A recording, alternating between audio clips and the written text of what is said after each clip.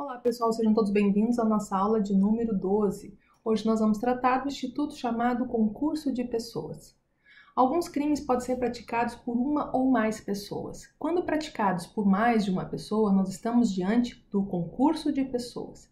Então, ele é um instituto jurídico penal extremamente importante, esse que nós vamos estudar, uma vez que, dentro do nosso ordenamento jurídico, ele estabelece e precisa, as respectivas responsabilidades para cada um dos concorrentes. Ele vai dar a individualização judicial de pena para cada uma das pessoas que estão dentro do concurso de pessoas. Então, o concurso de pessoas é a ciente e voluntária cooperação de duas ou mais pessoas, para cometer determinada infração penal. Então, são agentes que se agregam, para um fim delitivo, são agentes que se reúnem para um fim delitivo. É uma ocasião de mais de uma pessoa para praticar a conduta delitiva. Então, a gente vai ver que são várias pessoas, em várias condutas, não necessariamente a mesma, todas elas destinadas a um único fim, todas elas agindo para um único fim, ou seja, o crime a ser cometido. Então, embora todos concorram para o mesmo fim, não fazem necessariamente a mesma coisa. Nós podemos ter aí uma divisão de tarefas, uma vez que o crime pode ser no concurso de pessoas desde a elaboração até a consumação. Então, a divisão de tarefas, nesse período de elaboração e consumação, todos aqueles que de alguma forma colaboraram para o crime vão ter a responsabilidade por aquele crime, na medida da sua proporcionalidade. Então, o artigo 29 do nosso Código Penal, que trata o concurso de pessoas, ele vai dar essa proporção da pena para cada conduta delitiva. As razões das pessoas se reunirem para a prática de crimes é para assegurar o êxito, para garantir impunidade, Então, várias pessoas agindo da mesma forma ou agindo de formas diferentes, mas com o mesmo objetivo, a prática do crime. Então, o concurso ocorre quando várias pessoas concorrem para a realização de uma infração penal. E aí, então, nós vamos nos utilizar do artigo 29 do Código Penal. Vamos ver o que trata o artigo 29 do Código Penal? Ele diz o seguinte, bora lá. Quem, de qualquer modo, concorrer para o crime incide nas penas a esse combinado, na medida da sua culpabilidade. Então, a gente percebe que esse artigo 29 é uma norma de adequação típica, certo? Porque ela aplica a pessoa da figura típica penal. Ou seja, é uma adequação típica porque esse artigo 29, ele diz que uma pessoa que colaborar de alguma forma para a conduta delitiva, mesmo que não seja aquela descrita na norma, mesmo que não seja o verbo do tipo penal, ele vai estar concorrendo pelo crime, ele vai estar em concurso de pessoas. Então, ela é uma norma de adequação. Ela adequa a pessoa que de alguma forma ajudou ao tipo penal incriminador, ao tipo penal da norma. Então, vamos pensar, num concurso de pessoas. Nós vamos fazer um assalto, todos nós, Uns vão subtrair o dinheiro, outros vão ameaçar o vigilante e outros vão ficar no carro esperando para ir embora. Então, todos nós estamos em concurso de pessoas, todos nós queremos um único fim delitivo, ou seja, o roubo, o assalto ao banco. Cada um vai fazer uma conduta diferente, há uma divisão de trabalho e cada um vai responder na medida da sua culpabilidade.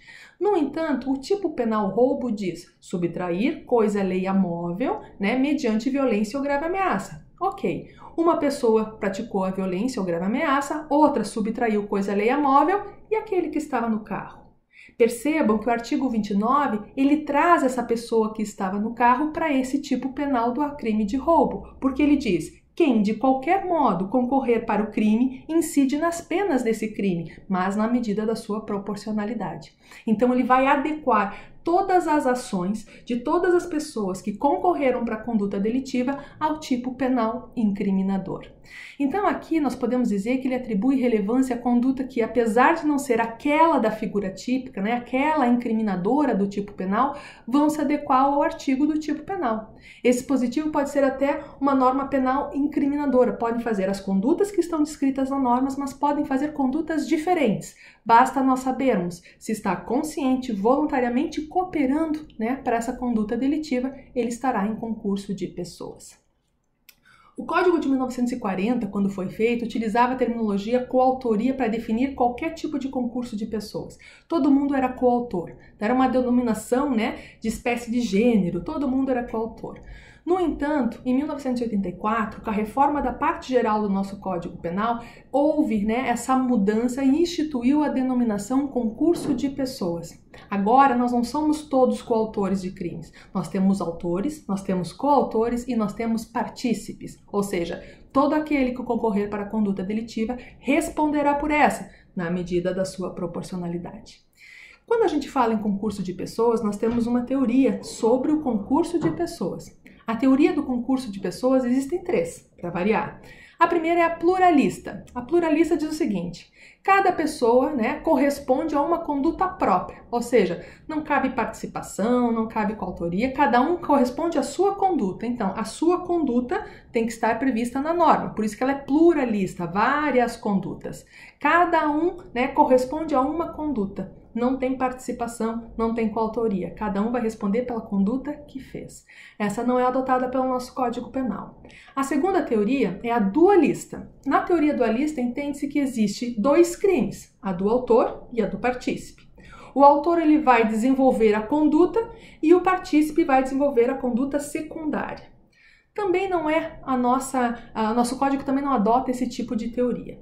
O que o nosso código adota é a teoria unitária, e essa é importante nós sabermos qual é. A teoria unitária ela diz o seguinte: todos os participantes incidem na mesma sanção, porque eles cometem um único crime. Todos que estão ajudando a conduta para um único fim delitivo.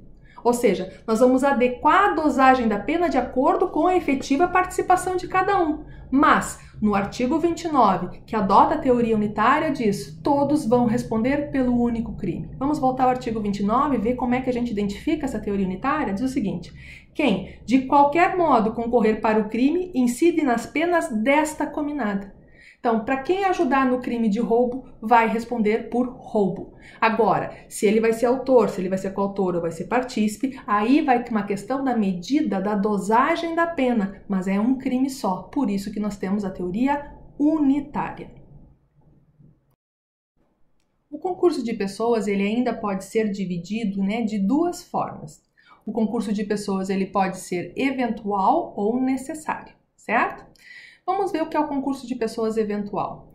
O concurso de pessoas eventual, ou também conhecido como monossubjetivo, mas nós vamos usar eventual porque fica mais fácil didaticamente nós gravarmos essa palavra, é quando uma pessoa pode cometer o crime sozinha, mas eventualmente ela pratica com mais de uma pessoa. Ou seja, pode ser cometido o crime por uma só pessoa, no entanto é possível que várias pessoas o pratiquem. Então vamos pensar num exemplo. Homicídio. Uma pessoa pode praticar o homicídio sozinha? Pode. No entanto, se o homicídio é praticado por mais de uma pessoa, nós estamos diante do concurso de pessoas eventual. Roubo. Eu posso praticar o roubo sozinha? Posso. Mas, se eu praticar o roubo com mais de uma pessoa, eu estou diante de um concurso de pessoas eventual, certo? Então, o concurso de pessoas eventual, nós temos que sempre nos perguntar: eu posso praticar sozinho? Se a resposta for sim, então nós estamos diante do concurso de pessoas eventual. Já o concurso de pessoas necessário, ou também chamado de plurissubjetivo, é quando necessariamente eu preciso de mais de uma pessoa para praticar o crime. Eu sozinha não consigo. Como o exemplo que nós temos, o crime que antigamente se chamava quadrilhobando, hoje associação criminosa. Eu posso praticar o crime de associação criminosa sozinha? Não. Então esse é um concurso de pessoas necessário. Mas antes de nós adentrarmos no concurso de pessoas necessário e dar outros exemplos, nós vamos ver então as questões do concurso de pessoas eventual, algumas características que precisam conter. A primeira característica é a pluralidade de participantes e de condutas, ou seja, mais de uma pessoa e várias condutas serem praticadas, certo? Não fazem necessariamente a mesma conduta descrita na norma. Um pode fazer o tipo, o outro auxiliar, no entanto, cada um de alguma forma vai ajudar, vai concorrer para aquela conduta delitiva. Segunda característica, relevância causal de cada conduta, ou seja, cada um que for ajudar no concurso de pessoas, cada um que estiver em concurso de pessoas, tem que ter eficácia causal, ou seja, ele tem que fazer alguma coisa que de fato tenha relevância. né? Ou pode provocar, ou facilitar, ou estimular, né? Tem que ter um comportamento relevante, emprestar a arma. Eu digo sempre que no concurso de pessoas não tem café com leite. Lembra quando nós brincávamos com nossos irmãos mais novos, que eles eram café com leite, eles não valiam? Aqui não. Aqui não pode ser café com leite. Aqui a conduta da pessoa pode ser diferente daquela do tipo penal, pode ser a pessoa que vai simplesmente olhar para ver se alguém está vindo, mas a conduta dela tem que ser relevante, certo? Ela tem que, de fato, de alguma forma, né, cuidar, ela tem que, de alguma forma, ajudar, ela tem que, de alguma forma, produzir, né, ajudar a produzir o resultado do crime. Terceiro requisito, o vínculo subjetivo entre os participantes. O que seria esse vínculo subjetivo? É a consciência da participação, né? Então eles têm que ter essa consciência de que estão ajudando. Aqui é interessante que nós não precisamos ter uma combinação prévia. No concurso de pessoas não há necessidade de uma combinação prévia, mas eu tenho que ter consciência de que eu estou ajudando numa conduta delitiva. Por exemplo, alguém está gerando uma lesão corporal numa pessoa que eu também não gosto. Eu não combinei com essa pessoa, mas eu vou lá até ela e ajudo a gerar outra lesão corporal, ajudo a bater. Eu tenho consciência que eu estou ajudando a pessoa a praticar a conduta delitiva, lesão corporal, mas nós não combinamos previamente, certo? Então a consciência de que é participar de uma obra comum, né, visam a realizar um determinado fim. Eu quero ajudar para realizar o determinado fim, lesão corporal. Então esse vínculo subjetivo é muito importante, porque se não tiver, não estamos diante do concurso de pessoas e nós vamos ver depois algumas formas que, embora tenha feito a conduta, não tem vínculo subjetivo. Ainda, identidade de infração penal, ou seja, todos têm que ter o objetivo do mesmo tipo penal, de praticar a mesma conduta delitiva. Pode haver divisão de trabalho, mas todos têm a intenção de praticar o mesmo crime e todos vão responder por esse crime, certo? Então, cada um vai ajudar de alguma forma e todos respondem por esse crime. Então, vamos imaginar, né, que uma pessoa quer matar a outra. Então, um dá um tiro, o outro segura a vítima e o outro fica olhando ver se a polícia vem. Todos nós temos o mesmo objetivo, que é o crime de homicídio. Há uma divisão de trabalho e todos vão responder pelo crime de homicídio, mas cada um na medida da sua culpabilidade, certo? Pois bem, então esse é o concurso de pessoas eventual, que eu posso praticar sozinho, que para praticar sozinho eu posso, mas quando eu quero praticar com mais de uma pessoa, eu estou diante do concurso de pessoas. Mas tem que ter pluralidade de pessoas e de condutas, tem que ter relevância a conduta de todo mundo, tem que ter o vínculo subjetivo entre nós e ainda uma identidade de infração. Se faltar alguma dessas, nós não estamos diante do concurso de pessoas. Prestem atenção. Bora lá! Mas antes de nós tratarmos disso, vamos ao concurso de pessoas necessário. Quando se dá o concurso de pessoas necessários? Quando necessariamente eu preciso de mais pessoas para praticar o crime. Porque o crime não pode ser praticado sozinho. É impossível praticar o crime sozinho. Então, o necessário, também conhecido como plurissubjetivos, só podem ser praticados por duas ou mais pessoas. Quando a gente fala do concurso de pessoas necessário, ou plurissubjetivo, nós temos aqui algumas condutas que devem ser prestadas atenção. Nós temos dentro desse concurso de pessoas as condutas paralelas. As condutas paralelas elas se dão quando alguém se auxiliam mutuamente para um determinado fim comum. Um exemplo disso é o artigo 288, o antigo, né, quadrilha ou bando, hoje associação criminosa, ou seja, as pessoas se reúnem, né, 3 ou mais pessoas se reúnem com o fim de praticar condutas delitivas. Essa reunião é crime. Então eu só posso praticar essa reunião, né, com mais pessoas. E a conduta é paralela, porque todos a gente se auxiliam mutuamente para um determinado fim.